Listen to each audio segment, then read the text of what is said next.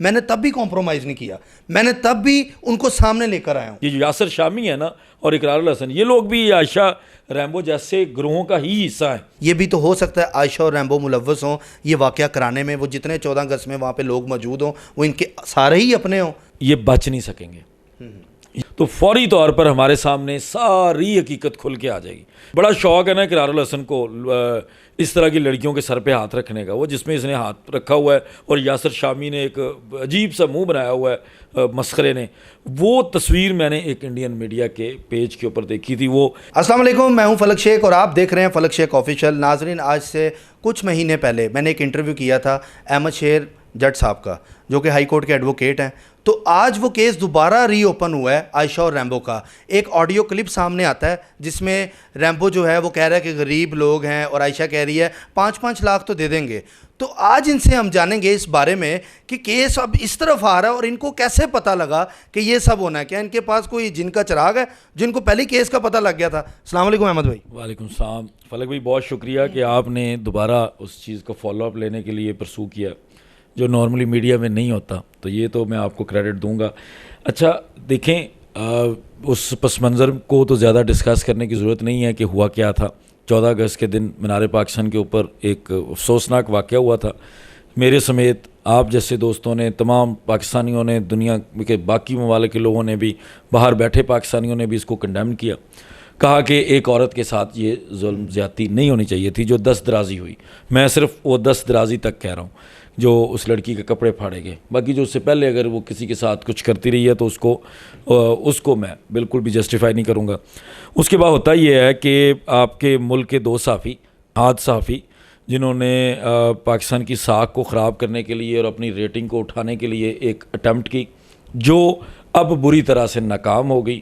عائشہ اکرم, Rambo اور یہ ایک دوست نام نہاد صحافی اقرار الحسن اور یاسر شامی, یہ لوگ ایکسپوز ہوئے. وہ آپ نے ذکر کیا ویڈیو آڈیو کلپ کا, ان چیزوں سے اور عائشہ کی ایک سٹیٹمنٹ سے جس میں اس نے ریمبو کو یہ رسپانسبل قرار دیا ہے اس سارے وقوعے کا, جو میں تب کہہ رہا تھا کہ اس لڑکا لڑکی کو انویسٹیگیٹ کر لیا جائے, ان کو انویسٹیگیٹ کرنے کے بعد اگلی کارروائی کی جائے. لیکن وہ نہیں ہو سکی. سوشل میڈیا کا پریشر تھا اور زیادہ پریشر تھا یہ یاسر شامی اور اقرار الحسن کے اس سٹنٹ کا جو آدھی رات کو انہوں نے اس لڑکی کو اپنے گھر منگوا کے بلوا کے یا کسی بھی طرح سے. یہ تو چلیں باتیں جو آپ کر رہے ہیں ٹھیک ہے, لیکن بات یہ ہے کہ اب اقرار الحسن نے معافی مانگی ہے. سوشل میڈیا پر اقرار الحسن نے یہ تک بولا ہے کہ جی میں معافی مانگتا ہوں, میرے گھر والوں نے بھی کہا تھا کہ یہ تم جو کر رہے ہو وہ غلط کر رہے ہو, لیکن پھر بھی میں نے معذرت کر لی. اب کیونکہ جب اس نے آڈیو سنی ہے اس کے بعد اس نے خود فیل کیا کہ یار واقعی یہ مجھ سے غلطی ہوئی ہے. تو سر کیا معافی مانگنے والا اور یا معاف کرنے والا بڑا نہیں ہوتا؟ جس نے اگر معافی مانگ لی تو بات ختم نہیں ہو جانی چاہیے؟ فلک بھائی, یہ کوئی سسٹم ایسا نہیں ہے کہ یہاں پہلے تو آپ مجھے یہ بتائیں کہ کتنے لوگوں کو آپ جو ہے نا وہ ان کے جرموں کی, ان کے جرائم جو وہ جرم کرتے ہیں ان کی سزا دیے بغیر ان کے صرف معافی مانگنے کے اوپر کہ جی مجھ سے قتل ہو گیا یا مجھ سے یہ آپ کا نقصان ہو گیا تو میں معافی مانگتا ہوں, مجھے معاف کر دیں. یہ کوئی طریقہ کار نہیں ہے. اس کو یہ ایگزامپشن بالکل نہیں ملنی, یہ اس کو فیس کرنا پڑنا ہے. دوسری چیز یہ کہ میں اس مقدمے کو پہلے دن سے جو ہے نا وہ کوشش کر رہا تھا آپ جیسے دوستوں کے ذریعے کہ سوشل میڈیا کے اوپر لڑا جائے, کیونکہ اس مقدمے کا آغاز بھی سوشل میڈیا سے ہوا. میرے ملک کی بدنامی کی جو اٹیمپٹ تھی, بدنامی نہیں کر سکتے یہ, ان لوگوں کی اوقات نہیں ہے, ان کی بساط نہیں ہے. اس ملک کو ختم کرنا, اس ملک کا نام خراب کرنا, یہ اس جیسے ہزاروں کروڑوں لاکھوں کروڑوں بھی آئیں تو کر نہیں سکتے. لیکن اٹیمپٹ ہوئی اپنی ریٹنگ کے چکر میں, وہ ہونی فلاپ تھی اور ہو گئی. میرا موقف یہ تھا کہ اس بندے نے جب یہ سارا کچھ کر رہا ہے, جو اب یہ معافیاں مانگ رہا ہے ٹسوے بہا کے, جو کہ رونے والی کوئی ایکٹنگ نہیں ہے وہ اس کو کرنی آئی, اس کے اندر جو یہ معافی مانگ رہا ہے اس معافی کا کوئی جواز نہیں ہے. اگر یہ اتنا ذمہ دار صحافی تھا اور اللہ تعالیٰ نے جس عزت سے اس کو نوازا تھا, ایک بڑے پلیٹ فارم کے اوپر وہ کام کرتا ہے, اس کو انویسٹیگیٹ کرنا چاہیے تھا, اس کو اپنی ریسرچ کرنی چاہیے تھی. اس کے پاس تو بقول اس کے لاکھوں کی ٹیم ہے, لاکھوں اس نے اکٹھے کیے ہوئے ہیں بندے جو اس کے نام پہ کرپشن کرتے ہیں, جو اس کے جو ہے وہ لوگوں کو بلیک میل کر کے پیسے کماتے ہیں. میری بات سنیں نا, اقرار الحسن نے ویڈیو کے اندر یہ بھی بولا ہے کہ میری جو اپنی ٹیم تھی انہوں نے بھی کرپشن کی تھی. میرے جو اپنے پروڈیوسر جو 8 سال تک میرے ساتھ رہے ہیں, کھایا پیا میں نے ان کے ساتھ, مطلب ان کے ساتھ اٹھنا بیٹھنا ہے, میری کوئی ویڈیو کلپ بھی ان کے پاس ہو سکتا ہے, میں نے تب بھی کمپرومائز نہیں کیا, میں نے تب بھی ان کو سامنے لے کر آیا ہوں. اس نے یہ باتیں بھی تو کی ہیں. تو کیا آپ سمجھتے نہیں ایک غلطی اگر انسان سے ہو جائے تو اس کو معاف کر دینا چاہیے, یا اس کو مطلب کہ اس کیس پہ لے آنا چاہیے کہ یار وہ معافی بھی تو مانگ رہا ہے, یہ بھی تو دیکھیں نا سر, وہ معافی مانگ رہا ہے. معافی میں نے آپ کو پہلے بھی کہا ہے کہ معافی مانگنا مطلب معافی مانگ لی, کچھ بھی کر دیا, یعنی اچھائی, میرا کہنے کا مطلب ہے کہ اچھائی, اس کی اچھائی بھول کے کیا ایک بات پکڑ کے ہم اس پہ کھینچتے رہیں چیز. سر میری طرف سے تو اس کی اچھائی زیرو ہے, ٹھیک ہے نا. وہ جو اس نے اچھائیاں کی ہوں گی نا, وہ اس نے اپنے شوق سے کی ہوں گی, کسی بندے کے لیے کی ہوں گی, کسی فرد واحد کے لیے کی ہوں گی, کسی ادارے کے لیے کی ہوں گی. میں بات کرتا ہوں اپنے ملک کی, جہاں پہ ملکی مفاد آتا ہے وہاں پہ میرے جیسے بھی قربان. یہ کون ہوتا ہے؟ میں اس ملک کا نمک خار ہوں, اور یہ بندہ اس ملک کا نمک کھا کے اس نے نمک حرامی کی کوشش کی ہے. میں اس نمک حرامی کی بات کا حساب مانگ رہا ہوں. وہ اس معافی سے نہیں ختم ہونے والا کہ آپ سمپلی سوشل میڈیا کے اوپر آ کے ایک چھوٹی سی ایکٹنگ کر کے معافی مانگ لو, اور اس سے آپ نے جو اس ملک کے اوپر جو ہے وہ تہمت لگانے کی کوشش کی تھی. انڈین میڈیا نے وہ جو سارا ہمارے ملک کے اوپر گند جو بھونکا تھا, وہ کہاں سے بھونکا تھا؟ وہی اس رات کی ان کی وہ ویڈیو تھی جو انہوں نے رات بھی پوری نہیں ہونے دی. اگر صرف 1 سے 2 دن انتظار کر لیتے تو یہ سارا معاملہ عوام کے سامنے کھل کے سامنے آ گیا تھا, ساری چیزیں سامنے آ گئی تھیں. لیکن چونکہ یہ عوام نے تو اپنے جذبات کا اظہار یہاں تک کیا تھا کہ اقرار الحسن اور یاسر شامی کو فوراً گرفتار کیا جائے, لیکن چونکہ یہ لوگ بڑے بااثر ہیں, وہ عوام کا مطالبہ ایک سائڈ پہ رہ گیا. وہ ان لوگوں نے بلڈوز کر دی عوام کی اس جو ریکویسٹ تھی, اور یہ لوگ بالکل اس میں سے بچ گئے. اب ہوا یہ کہ یہ جو ایک پورا گروہ تھا جس کا حصہ میں ان لوگوں کو بھی مانتا ہوں, یہ جو یاسر شامی ہے نا اور اقرار الحسن, یہ لوگ بھی عائشہ ریمبو جیسے گروہوں کا ہی حصہ ہیں. جو بلیک میلر ایک گروہ جو ایکسپوز ہوا ہے اپنی ہی لڑائی میں, چونکہ اب ان کا جب بانٹنے کا ٹائم آیا تو وہ حصے نہیں صحیح بن رہے تھے. جب بلیک میلنگ کی جو ایک اماؤنٹ ان کو نکلنی تھی, یہ جو چور ڈاکو ہوتے ہیں نا, ان کی لڑائیاں تب ہوتی ہیں جب ان کے آپس میں جو لوٹی ہوئی چیز ہے نا اس کو بانٹنے کا وقت آتا ہے. جب یہ لوٹ رہے ہوتے ہیں, جب یہ کوئی ڈاکہ ڈال رہے ہوتے ہیں, تب یہ لوگ ایک دوسرے کا بڑا ساتھ دیتے ہیں, ایک دوسرے کے لیے گولی کھاتے ہیں. لیکن جب بانٹنے کا ٹائم آتا ہے اور اس میں کسی کو ایک کو حصہ کم ملے تو وہاں ان کی لڑائی ہو جاتی ہے. وہی ان کے کیس میں ہوا. جب آپس میں لڑائی ہو گئی تو کسی ایک میں اس میں سے جو ایک ہے وہ پھوٹ پڑا, اور وہ معاملہ آہستہ آہستہ سوشل میڈیا پاکستان کے اندر جو اب اتنا تیز ہے کہ آپ محفوظ نہیں رہیں. اگر آپ کی کوئی غلطی ہے, جیسے یہ خود کہہ رہا ہے کہ میری بھی کئی چیزیں ہو سکتی ہیں, تو یقینی طور پر اس جیسے بندے کو بھی خوف ہے. ریمبو بھی اس کو بلیک میل سر کر رہا ہے, میں نے آڈیو سنا ہے, وہ بلیک میل کر رہا ہے ریمبو اس کو. ریمبو نے خود آڈیو میں نے سنی ہے, اس میں وہ بول رہا ہے کہ تم مطلب کہ کیا چاہتی ہو, زبردستی میں ایسا ٹک ٹاک بناؤ. سر میں وہ بات نہیں کر رہا, میں ایک طرف یہ بات بھی آپ سے ضرور جاننا چاہوں گا, یہ بھی تو ہو سکتا ہے عائشہ اور ریمبو ملوث ہوں یہ واقعہ کرانے میں, وہ جتنے 14 اگست میں وہاں پہ لوگ موجود ہوں وہ ان کے سارے ہی اپنے ہوں, فینز ہوں جو وہاں اکٹھے ہوں, کہ یہ سب پلاننگ کے ساتھ ہی ہوا ہو. کہانی اس طرف بھی تو آپ دیکھیں نا, یہ بھی تو ہو سکتا ہے. دیکھیں فلک بھائی, بات آپ نے بڑا اچھا پوائنٹ ریز کیا. 400 بندے کا الزام لگا ہے, ایف آئی آر کے مطابق 400 بندے ہیں. آپ کامن سینس سے دیکھیں گے, ایک بندے کو 400 بندے اکٹھے ہاتھ لگا سکتے ہیں؟ پاسبل ہی نہیں ہے. اس میں تو پھر ہاتھوں کے سائز مختلف بنانے پڑیں گے, کیونکہ بندے کو اگر کسی ایک کو ہاتھ لگانا ہے تو وہ زیادہ سے زیادہ 3 4 5 بندوں کا حصار ہو سکتا ہے. اس سے زیادہ صرف پیچھے سے جمگٹھا ہو سکتا ہے جو نظر آ رہا ہے. اس لڑکی نے پہلی سٹیٹمنٹ دی کہ میں اور ریمبو گئے تھے. اس کے بعد اس نے سٹیٹمنٹ دی کہ میں اور میری ٹیم گئے تھے. مطلب زیادہ لوگ ہو گئے, اس کے اندر کچھ دوست تھے.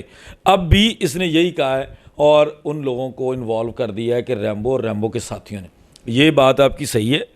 یہ وقوع ان معصوموں کو تو جو ابھی آپ کو اندازہ نہیں ہے, وہ جو 98 معصوم تھے نا جن کو یہ شناخت نہیں کر سکی. اچھا سر میں یہاں بات کاٹوں گا, شناخت کی جب بات آئی تھی تو اس میں کیا کیا انہوں نے؟ 3 سال کا جو قیدی تھا اس کو بھی بیچ میں کھڑا کیا, 14 اگست پہ جو بندہ اٹھایا تھا اس کو بھی سامنے کھڑا کیا. جو رپورٹ آئی ہے میں اس پہ بات کر رہا ہوں. لیکن عائشہ نے جس پہ ہاتھ رکھا وہ بعد میں پتہ لگا کہ 3 سال پرانا مطلب کہ وہ قیدی ہے وہاں پہ. تو وہ مطلب اس طرح کہ اس کو تو پہچان ہی نہیں ہے کون ہے, تو پھر اس کو کہہ رہے ہیں آپ سامنے پہچانے کون ہے. بیسیکلی شناخت پریڈ کا ایک طریقہ کار ہوتا ہے. شناخت پریڈ کا طریقہ رکھا ہی اس لیے جاتا ہے کہ ایک بندہ ہے جس کو آپ نے شناخت کرنا ہے اس کو, اور اس سے ملتی جلتی ہائٹ اور ملتی جلتی جسامت کے اور اس کی رنگت سے ملتے جلتے لوگوں کو کوئی 8-10 ڈمیز کو کھڑا کر دیا جاتا ہے. ڈمیز سے مراد انسان ہی ہوں گے, لیکن وہ لوگ اس واقعے کے ساتھ ملوث اس میں نہیں ہوں گے. وہ ملازمین بھی ہو سکتے ہیں جیل کے, اور جو وہاں پہ قیدی ہیں وہ بھی ہو سکتے ہیں. وہ رکھا اسی لیے جاتا ہے تاکہ کوئی جھوٹا الزام نہ لگائے, کوئی صرف یہ نہ کہہ دے یہی ہوگا جی, ورنہ تو سارے پکڑے جائیں گے بیچاروں اگر سب کو شناخت اس طرح کروایا جائے. وہاں پہ یہ واقعہ میں نے بھی سنا ہے, جو ذرائع کے مطابق یہ بات آئی ہے, لیکن چونکہ اب اس کو ہم کنفرم نہیں کر سکتے.